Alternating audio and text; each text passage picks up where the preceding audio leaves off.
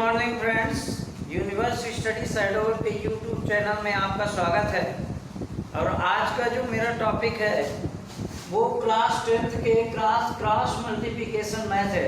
तो पहले cross multiplication method के बारे में मैं बता दूं कि इसका जो बेसिक फार्मूला क्या है और इससे x और y की वैल्यू कैसे फाइंड करते हैं, ये अगर आपको पता हो जाएगा तो आप क्वेश्चन सॉल्व कर लेंगे। इसमें 3 कंडीशंस होती हैं, तो पहले उस सबसे क्वेश्चन सॉल्व करने से पहले उसके बारे में डिस्कस करेंगे।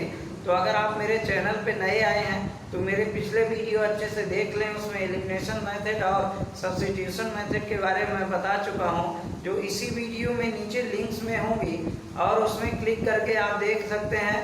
और सबसे पहले आप चैनल को सब्सक्राइब कर लीजिए, तो अगला वीडियो जब भी आएगा तो आपके पास नोटिफिकेशन आ जाएगा। और मेरा प्रयास पूरा है कि मैं एक वीडियो कम से कम क्लास 10th का रोज आपके लिए अपलोड करूं। तो चलिए स्टार्ट करते हैं।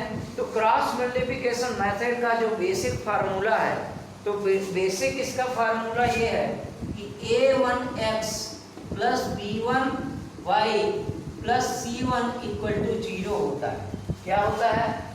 a1x plus b1y plus c1 equal to 0। देखिए a1 जो है ये x का कोफिशिएंट होता है, b1 जो है वो y का कोफिशिएंट होता है और c1 जो है वो कांस्टेंट होता है। क्योंकि ये हम टू वेरिएबल्स ऑफ इक्वेशन का ये जो चैप्टर है, तो इसलिए इसमें 2 वेरिएबल्स रहेंगे और 2 पेयर्स होंगे। यानी दूसरा जोड़ा ये क्या होगा, a2x plus b2y plus c2 equal to 0 होगा। ये आपका इक्वेशन नंबर फर्स्ट हो गया और ये आपका इक्वेशन नंबर सेकंड हो गया। ठीक है, तो आप चाहे इक्वेशन नंबर इसमें डालें या ना डालें।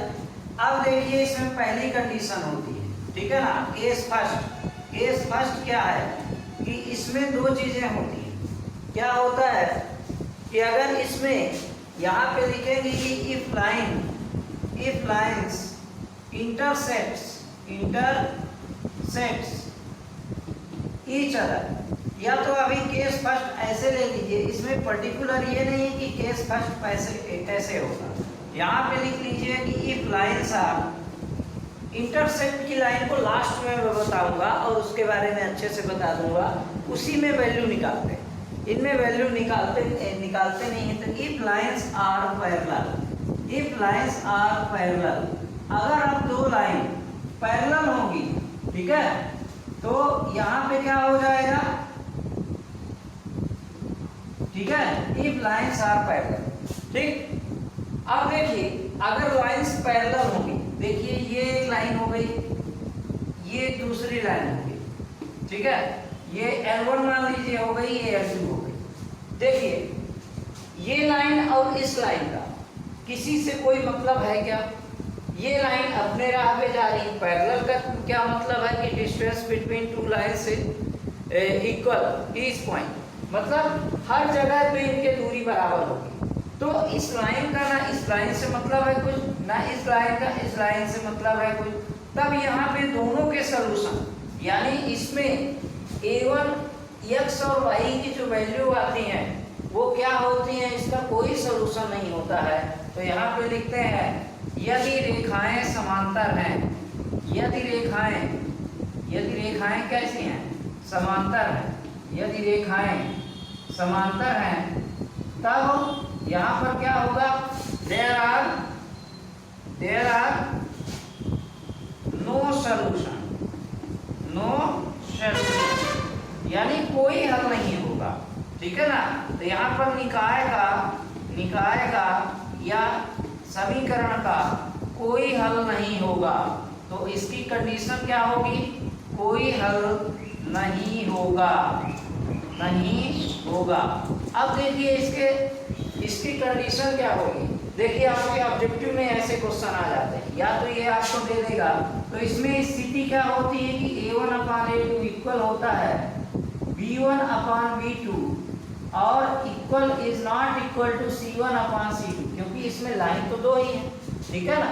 इसका इन दोनों का कोफिशिएंट इक्वल होगा V1/V2 के कोफिशिएंट के, यानी लाइंस जो होंगी कैसी होंगी, इसके इक्वल नहीं होंगी, इन दोनों के इक्वल होंगी।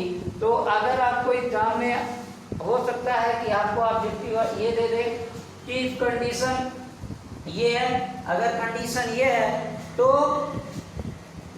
इक्वेशन के क्या सलूशन होंगे, तो यहाँ पर लिख देगा कि many solution, no solution, infinite solution, ठीक है ना, नन ऑफ दीज, ऐसे क्वेश्चन आ जाएगा। तो इससे आप इसको टिक करेंगे नो सलूशन को, और नो सलूशन रहेगा तब ये कंडीशन रहेगी। और लाइंस कैसी होती हैं, जब नो सलूशन होता है तो लाइंस कैसी होती हैं, पैरेलल होती हैं, यानी समांतर होती हैं, ठीक है ना। तो इसका स्क्रीनशॉट ले लीजिए। इसके बाद मैं दूसरी कंडीशन चलता हूं। तो दूसरी कंडीशन में क्या है,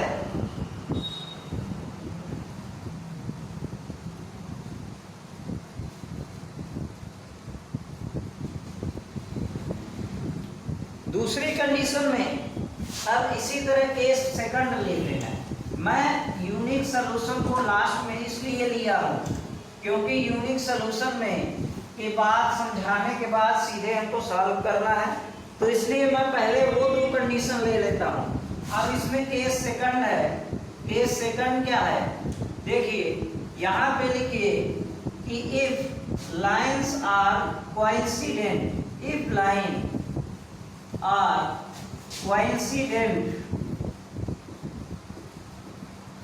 देन मतलब यदि रेखाएं संपाती हों, यदि रेखाएं क्या हो, रेखाएं संपाती हो, क्या हो, यदि रेखाएं संपाती हो। जब रेखाएं संपाती होंगी मतलब देखिए ये ऐसी एक लाइन खींच दीजिए, ठीक, यहाँ पर एक पॉइंट हो गया, यहाँ पर एक पॉइंट हो गया, जैसे आप स्केल देखे है ना, ठीक है ना, एक के ऊपर एक लाइन, ठीक।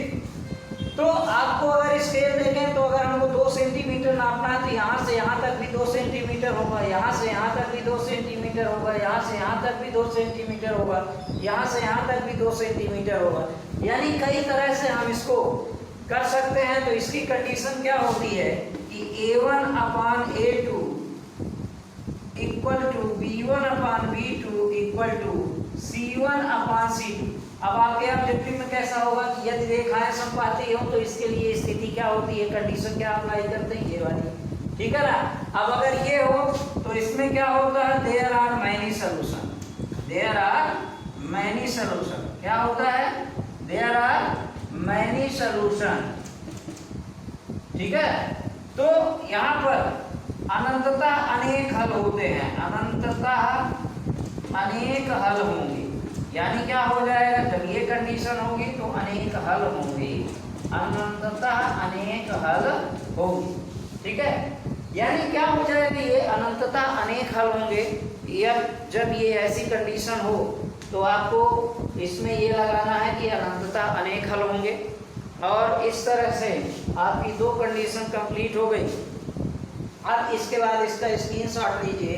अब सबसे लास्ट में जो आती है सबसे इम्पोर्टेंट कंडीशन है, तो इम्पोर्टेंट कंडीशन क्या होती है कि यूनिक सलूशन, यूनिक सलूशन तभी होता है जब 2 रेखाएं किसी एक पॉइंट पर, ठीक है, जब 2 रेखाएं किसी एक पॉइंट पर क्या करती हैं, काटती हैं। मतलब केस थर्ड क्या है, केस थर्ड जो है वो यूनिक सलूशन का है, यानी if lines are, if lines intersect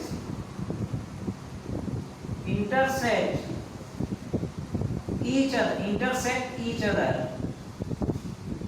यदि दोनों लाइंस each other, कहने का मतलब ये है कि अगर ये लाइन ऐसी है और ये लाइन ऐसी है और ये किसी लाइन पर दोनों पर इंटरसेक्ट करती है, यानी अगर ग्राफ में बनाएंगे तो यहाँ पर x की भी एक वैल्यू आएगी और y की भी एक वैल्यू आएगी, ठीक है।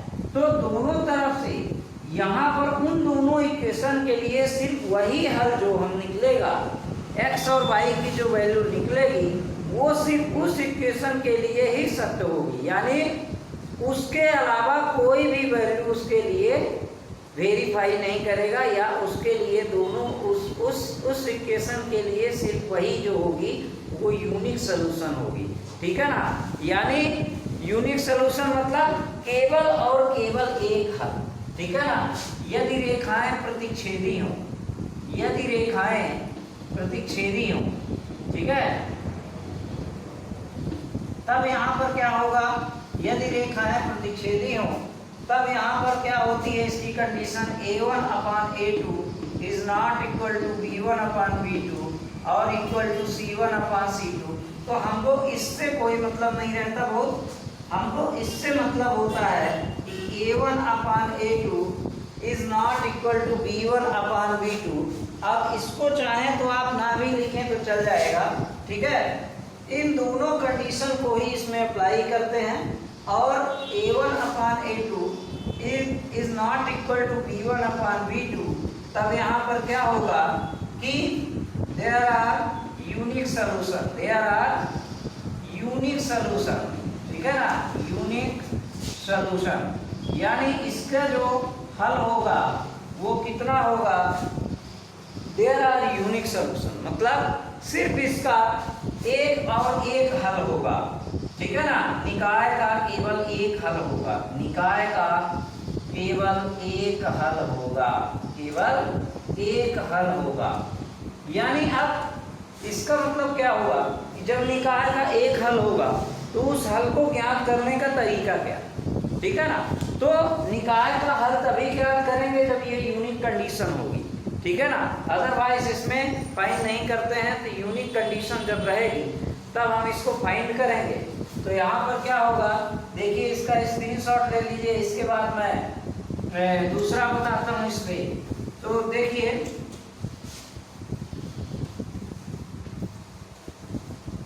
अगर यूनिक सोल्यूशन अगर है, मतलब if A1/A2 is not equal to B1/B2 अगर है, तो देखिएगा इसमें x और y की वैल्यू कैसे फाइंड करते हैं। ठीक है, तो इसको आप ऐसे ले लीजिए A1 A2 और A1 B1 और C1, इसको ले लीजिए A2 B2 C2 ले लीजिए। ठीक, अब इसमें x लिखिए, x की जब वैल्यू फाइंड करेंगे, x इसका कोफिशिएंट है, इसका कोफिशिएंट है, तो इसको आप क्लोज कर दीजिए।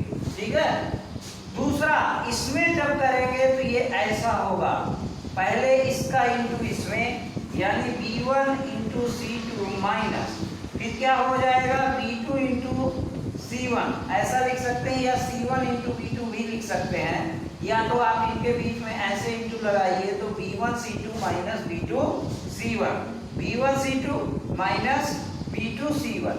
अब इक्वल में y का जब करेंगे तो अब देखिए अब कंडीशन क्या हो गई, y किसका कोफिशिएंट है, देखिए y जो है वो B1 B2 जो है किसके कोफिशिएंट है, y के हैं, तो अब इसमें इसको क्लोज कर लीजिए। तो अब जब इसको क्लोज करेंगे तो यहाँ पर इसका इंटू इसमें होगा और इसका इंटू किसमें होगा, इसमें होगा, यानी A2 C1 minus A1 C2। ठीक है, अब तीसरा नंबर आता है 1, ये इसका सपोर्टर है, इन दोनों की वैल्यू फाइंड करने के लिए जो 1 है इसकी मदद ली जाती है, और इसकी मदद कैसे ली जाती है ये मैं बता देता हूँ कि यहाँ पर जब C1 A1 की वैल्यू निकालेंगे तो ये यहाँ पे क्लोज हो जाएगा। ठीक है, तो यानी 1 जो है, देखिए 1 जो है ऐसे है, तब इसका A1 B2 minus A2 B1। ठीक, अब देखिए x और y की वैल्यू फाइंड कैसे करेंगे, देखिए x अपान कितना दिया है B1 C2 minus B2 C1, और 1 इक्वल टू कितना दिया है A1 B2 minus A2 B1, इतना है।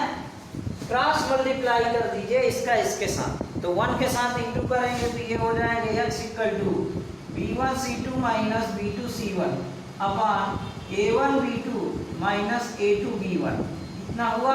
ये हो गई x की वैल्यू फाइंड करने का फार्मूला हो गया।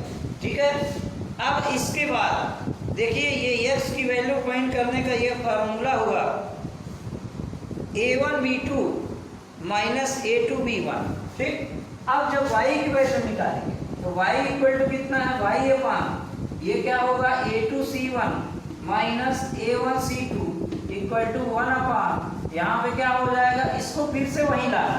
ठीक है, A one B two minus A two B one. तो अब ये क्या होगा, ये भी क्रॉस मल्टीप्लाई हो जाएगा, यानी y इक्वल टू आपकी क्या वैल्यू आ जाएगी, y इक्वल टू आ जाएगा A two C one minus A one C two upon, यहाँ पे क्या होगा, A one B two minus A two B one. और ये हो गया आपकी वैल्यू फाइंड करने का तरीका। यानी इस तरह से क्रॉस मल्टीप्लिकेशन मेथड से आपको x और y की वैल्यू फाइंड करना है। तो मेरे जो पिछले दो वीडियो थे, दो तीन वीडियो हैं, उसमें एक में सब्स्टिट्यूशन मेथड हो गया है, एक में एलिमिनेशन मेथड हो गई है, और आज जो हमारा वीडियो है ये क्रॉस मल्टीप्लिकेशन पर बेस्ड है। इसको अगर आप वीडियो को ईयरफोन अपने साथ रखिए, ईयरफोन लगा के आप सुनेंगे तो आपको अच्छी आवाज़, साउंड क्वालिटी भी अच्छी रहेगी, वॉइस क्वालिटी भी अच्छी रहेगी, और आपको सुनने में भी कोई दिक्कत नहीं होगी। तो इसलिए अब नेक्स्ट जो हमारा टॉपिक है, नेक्स्ट जो है एक्सरसाइज के क्वेश्चन इसके करते हैं। एग्जाम्पल के भी क्वेश्चन आप देखिएगा, इसको एनसीईआरटी की जो बुक है मैं रखा हूँ, which of the following pairs of linear equation has unique solution, no solution और infinitely many solution in case there are unique solution, find it by using cross multiplication। ठीक है, तो यहाँ पर आपके इक्वेशन दिए हुए हैं, तो इक्वेशन में कितना है, इसमें आपको देखना है, इसका स्क्रीनशॉट ले लीजिए, फार्मूलों को एक बार देख लीजिए, इसके बाद फिर मैं आपको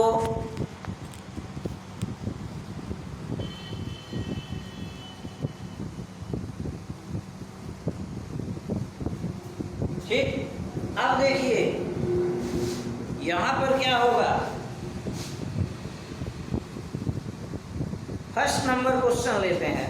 तो फर्स्ट नंबर क्वेश्चन कितना है, देखिए आप सबको इसमें बताना है तो किसका मैनी सोल्यूशन होगा, किसके नो सोल्यूशन होंगे और किसका यूनिक सोल्यूशन होगा, और जिसका यूनिक सोल्यूशन है उसको क्रॉस मल्टीप्लिकेशन मेथड से आपको उसकी वैल्यू फाइंड करना है, x और y की वैल्यू फाइंड करनी है।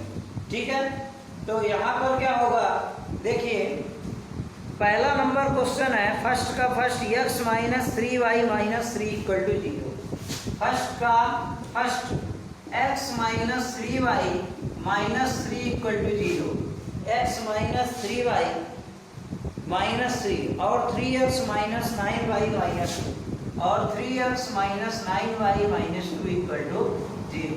अब देखिए इसमें इसकी कंपेरिजन किससे करिए, a1 a2 से, a1x plus b1y plus c1 equal to zero, और इसी तरह a2x plus b2y plus c2 equal to zero. अब देखिएगा इसके कोफिशिएंट इक्वल करिए, तो इसका कोफिशिएंट 1 है तो 1/3 इक्वल, अभी इक्वल में ही लिखिए, ये हो जाएगा माइनस 3/-9 और इक्वल, देखिए 3 माइनस 2। ठीक है, ये माइनस माइनस कर दिए, 3 1 जा 3, 3 3 जा 9, और ये माइनस माइनस कट हो गया, यानी 1/3 इक्वल 1/3 और 3/2। अब देखिए ये दोनों इक्वल हैं क्या, ये हैं, लेकिन ये नहीं है।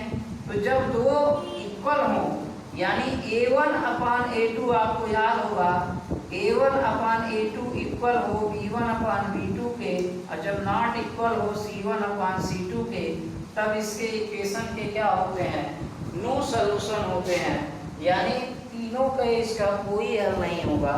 तो यहाँ पर क्या करेंगे, नो सॉल्यूशन यहाँ पर लिख देंगे। ठीक है, इस कंडीशन को यहाँ पे लिख देंगे, there are no solution, no solution यानी निकाय का कोई हल नहीं होगा, निकाय का कोई हल नहीं होगा, का कोई हल नहीं होगा, कोई हल नहीं होगा, नहीं होगा, यानी रेखाएं कैसी होंगी, समांतर होंगी, यानी पैरेलल होंगी। इस तरह से अब दूसरा क्वेश्चन देखते हैं 2x + y = 5 और 3x + 2y = 8। देखिए दूसरा इक्वेशन 2x + y = 5, ठीक है। 2x + y = 5 और 3x + 2y = 8। 3x + 2y = 8। अब देखिए इसको हमको देखना है कि इसका सलूशन है कि नहीं है।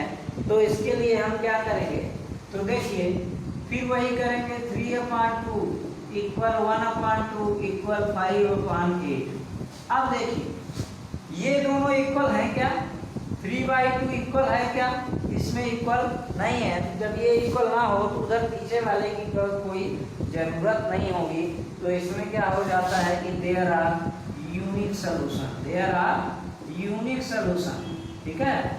यूनिक सॉल्यूशन यानी यूनिक सॉल्यूशन का मतलब क्या हुआ कि यहाँ पर निकाय का केवल और केवल एक हल होगा। निकाय का केवल और केवल एक हल ही होगा, एक ही हल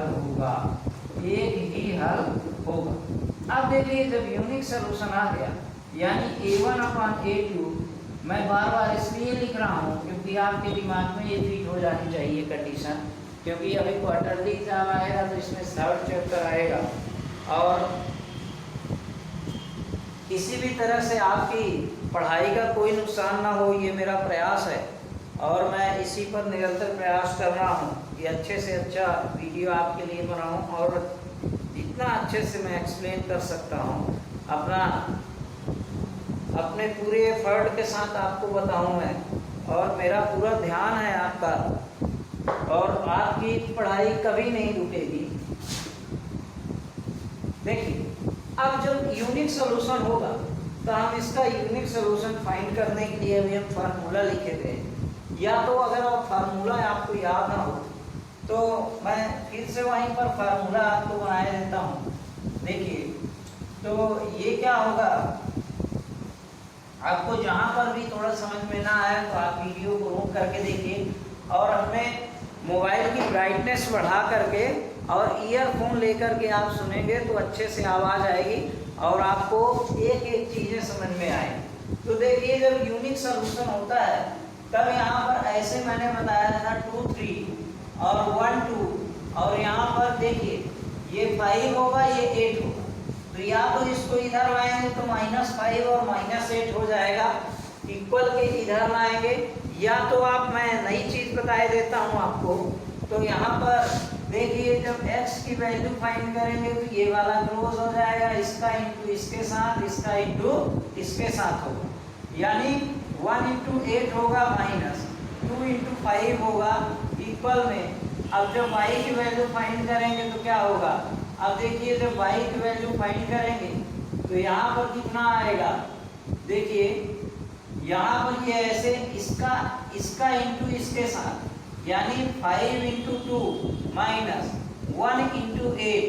और जब देखिए जब इक्वल के इधर था तो यहाँ पर हम इसको दोनों को इधर लाते, एक काम बढ़ जाता, ठीक है, और दोनों को माइनस लिखते।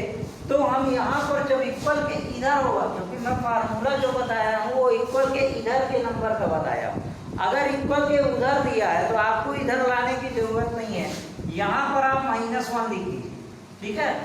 तो इसका और इसका इंटू होगा, इसका और इसका इंटू होगा, यानी 2 × 2 -3 × 1 होगा, ठीक। अब इसके बाद देखिए अब इसकी वैल्यू फाइंड करिए, x/8 1 जा 8 -5 2 जा 10 हो गया, इक्वल y/5 2 जा 10 -8 1 जा 8 हुआ, और -1/2 2 जा 4 -3 हुआ, ठीक है। तो ये कितना हो जाएगा, x/-2 = y/ ये क्या हो जाएगा 2 और -1/1 हो जाएगा। यानी अब x की वैल्यू फाइंड करने के लिए -1/1 लिखेंगे तो ये क्रॉस मल्टीप्लाई हो जाएगा, तो x = क्या हो जाएगा, 2 का माइनस के साथ इंटू होगा तो प्लस होगा, 2 × 1 = 2 हो जाएगा। ये हो गई x की वैल्यू।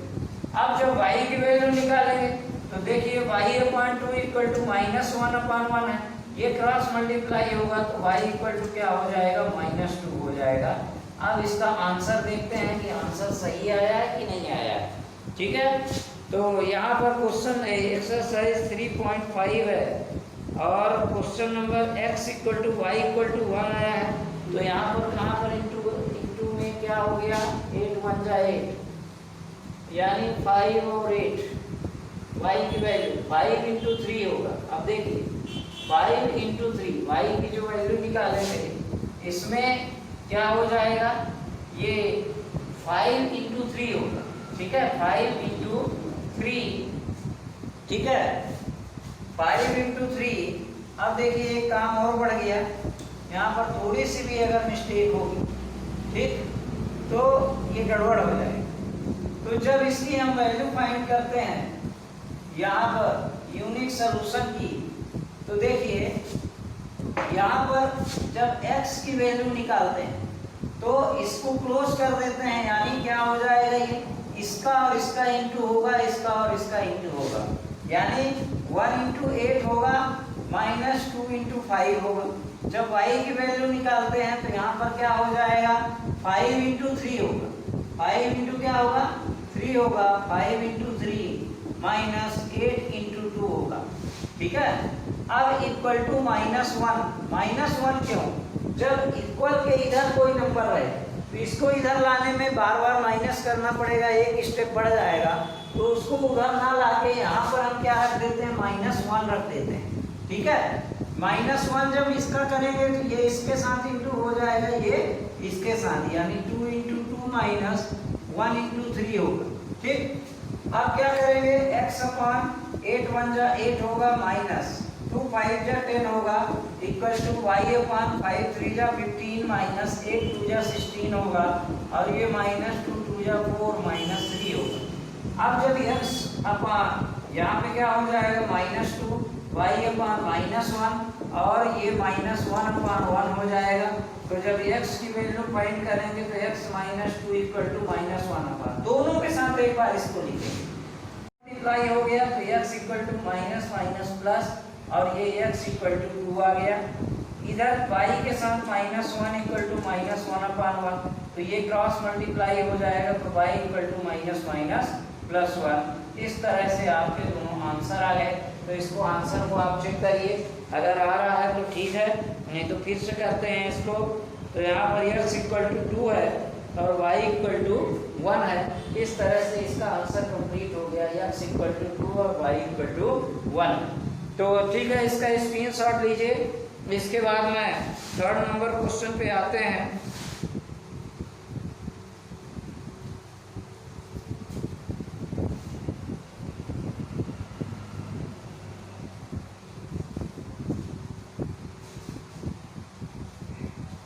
अब 3rd नंबर क्वेश्चन क्या है, 3x minus 5y equal to 20 and 6x minus 10y equal to 40।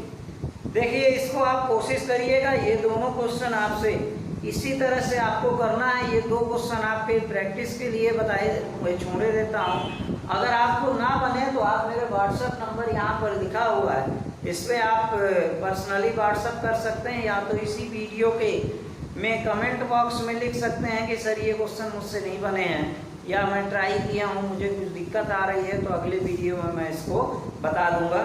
तो अब नेक्स्ट क्वेश्चन 2nd नंबर है, 2nd का first, for which value of a and b does the following pairs of linear equation have an infinite numbers of solution। Infinite number of solution. अब यहाँ पर a और b की value find करनी है, तो infinite number of solution linear equation पे देखना है। तो यहाँ पर 2nd नंबर क्वेश्चन इसको सॉल्व करते हैं। तो 2nd नंबर क्वेश्चन क्या होगा,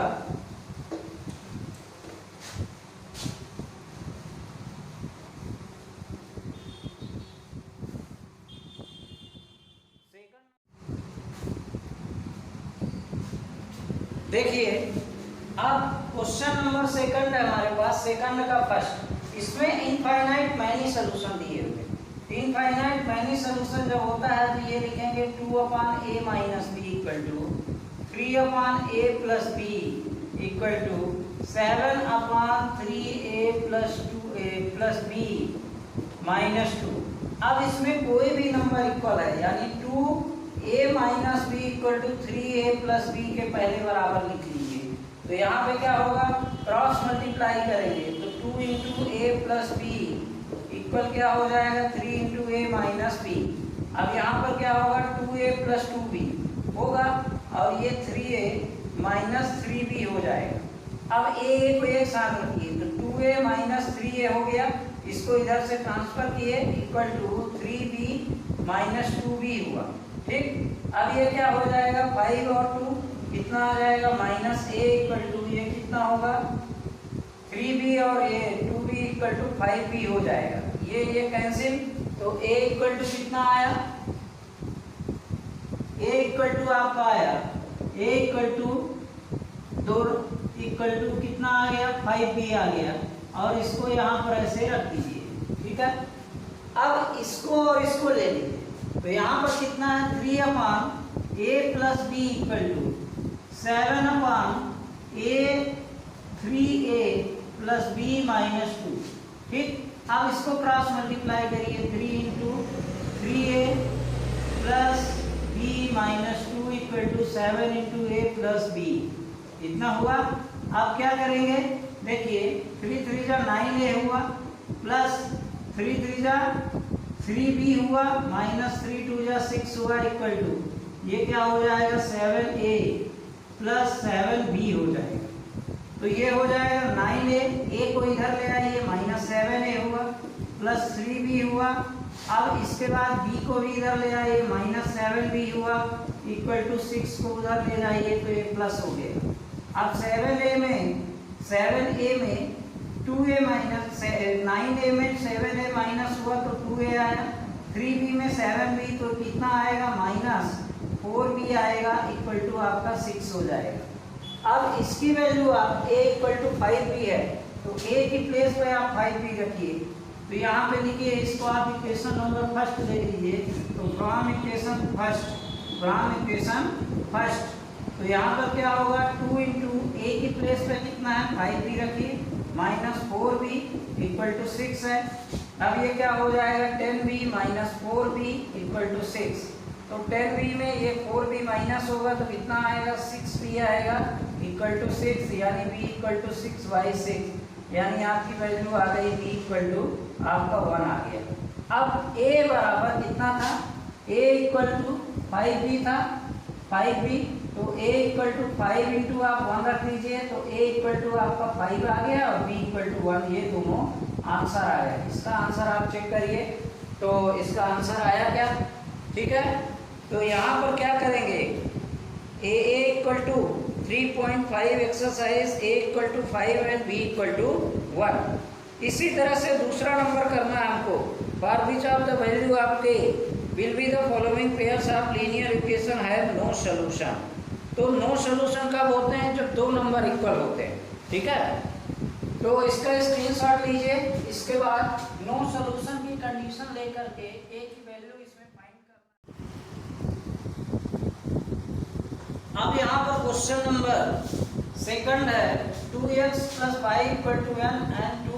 तो यहाँ पर कंडीशन क्या है कि इफ नो सॉल्यूशन, अगर कोई सॉल्यूशन ना हो तो इसकी कंडीशन के अकॉर्डिंग क्या होता है a1/a2 इक्वल होता है b1/b2 के is not equal to c1/c2 के होता है, यानी 2/2k माइनस 1 होगा, 2k माइनस 1 इक्वल होगा 1/k minus 1 is not equal to, यहाँ पे क्या होगा 1/2k प्लस 1 हो जाएगा। तो एक बार इसको लेके देखते हैं, तो यहाँ पे देखिए 2k minus 1 equal to 1/k minus 1। देखिए क्रॉस मल्टीप्लाई करिए तो ये हो जाएगा 2k 2 इंटू k माइनस 1 आया और इधर 1 इंटू 2k माइनस 1 आया।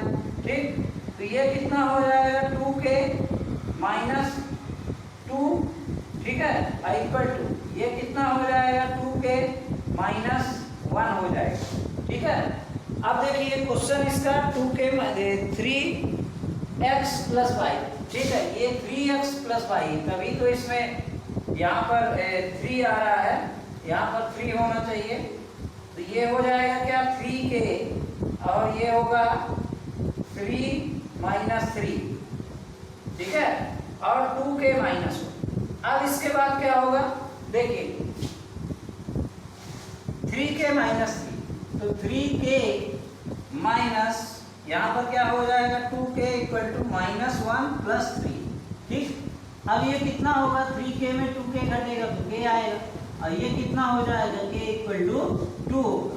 अब दूसरी कंडीशन आप ले लीजिए, ये वाली होगी, यानी 1 upon k minus 1 is not equal to 1 upon 2k plus 1। देखिए क्रॉस मल्टीप्लाई करिए तो ये हो जाएगा 2k plus 1 is not equal to k minus 1, यानी 2k minus k equal to -1 minus 1, यानी 2k में k घटा है तो k is not equal to -2, यानी k जो है -2 के इक्वल नहीं है, जबकि k जो है 2 के इक्वल है, ठीक है। तो इस तरह से आपका क्वेश्चन नंबर 2 कंप्लीट हुआ। और question number substitution and cross multiplication method से, दोनों मेथड से आपको सॉल्व करना है। 8x + 5y = 9, question number 3 and 3x + 2y = 4। तो देखिए इस क्वेश्चन को आप दोनों मेथड से सॉल्व कर सकते हैं और इसको ट्राई करिएगा। अगर ना बने तो आप कमेंट बॉक्स में लिखिएगा। इसके बाद अगले वीडियो में मैं इसके जो वर्ड प्रॉब्लम के क्वेश्चन हैं, कुल मिला के 5 क्वेश्चन है इसमें, तो उसमें से 2-3 क्वेश्चन मैं सॉल्व करूंगा। आप इनको अच्छे से रिवीजन करिए और क्वेश्चन नंबर 3 जो है ट्राई करिए, दोनों मेथड से आप इनको करना है। तो क्वेश्चन नंबर 3 को है मैं क्रॉस मल्टीप्लिकेशन मेथड से बताया देता हूँ, आप सब्स्टिट्यूशन मेथड से करिएगा। तो 8x + 5y question number 3, 8x + 5y = 9 है। और इसी तरह से 3x + 2y, 3x + 2y = कितना है 3x + 2y = 4। देखिए इसको क्रॉस मल्टीप्लिकेशन से करेंगे तो पहले हम कंडीशन ले लेते हैं कि a1 is not equal to, तो पहले देखिए 8/3 इक्वल है क्या 5/2 के, नहीं है, ठीक है। तो दोनों नहीं है, यानी a1/a2 is not equal to b1/b2। तब यहाँ पर क्या हो जाएगा यूनिक सोल्यूशन होगा, देयर आर यूनिक सोल्यूशन। अब जब यूनिक सोल्यूशन होगा तब हम x और y की वैल्यू फाइंड करते हैं, यानी x अपान इसको ऐसे लिख लीजिए 8, 3, 5, 2 और 9 और 4, ठीक। तो ये x इक्वल टू क्या हो जाएगा, x की जब वैल्यू फाइंड करेंगे ये क्लोज कर लेंगे, इसका इंटू करेंगे, यानी 5 × 4 माइनस 9 × 2 आएगा इक्वल टू y अपान। अब देखिए y का जब करेंगे इसमें तो y इक्वल टू क्या होगा, y इक्वल टू जब y की वैल्यू फाइंड करते हैं इसका और इसका इंटू करेंगे, यानी 9 × 3 करेंगे माइनस, ये कितना होगा 8 × 4। अब देखिए जब मैं बताया था कि इक्वल के इधर नंबर होंगे कांस्टेंट वैल्यू, तो -1 यहाँ ले लेंगे, ठीक है। तो ये हो जाएगा इसका इंटू 8 × 2, 8 × 2 माइनस 5 × 3 होगा, 5 × 3। अब क्या करेंगे देखिए x अपान 5 4 जा कितना होगा 20 माइनस 9 2 जा 18 इक्वल टू y अपान ये कितना होगा 9 3 जा 27 माइनस ये कितना हो जा 8 4 जा 32 इक्वल टू -1 अपान ये क्या हो जाएगा 16 माइनस ये कितना होगा 16 माइनस 15 होगा -15, ठीक। तो x अपान 20 में 3 करेंगे तो 2 आएगा, y अपान 27 में -32 करेंगे तो कितना आएगा 5 आएगा, -5 और इधर -1 अपान 1 आ जाएगा। अब जब x/2 इक्वल टू -1 अपान 1 करेंगे, क्रॉस मल्टीप्लाई करेंगे तो x इक्वल टू -2 आ जाएगा, ठीक है। अब इसी तरह से y अपान -5 इक्वल टू -1 अपान 1 करेंगे तो ये क्रॉस मल्टीप्लाई होंगे y इक्वल टू -5 आ जाएगा और x इक्वल टू -2। इस तरह से आप एक वैल्यू आप इसकी कौन सी मेथड है ये सब्स्टिट्यूट क्रॉस मल्टीप्लिकेशन मेथड है, x equal to -2 and y equal to 5। ये क्रॉस मल्टीप्लिकेशन मेथड से मैं बता दिया हूँ, सब्स्टिट्यूशन मेथड से आप अपने से करिएगा। और आप कल जो मैं वीडियो अपलोड करूँगा वो एक्सरसाइज 3.5 का पार्ट सेकंड होगा, और इसमें वर्ड प्रॉब्लम के जो भी क्वेश्चन है उसको मैं बताऊँगा। और तो आपका चैनल देखने के लिए बहुत बहुत धन्यवाद। Thank you for watching, take care, good bye.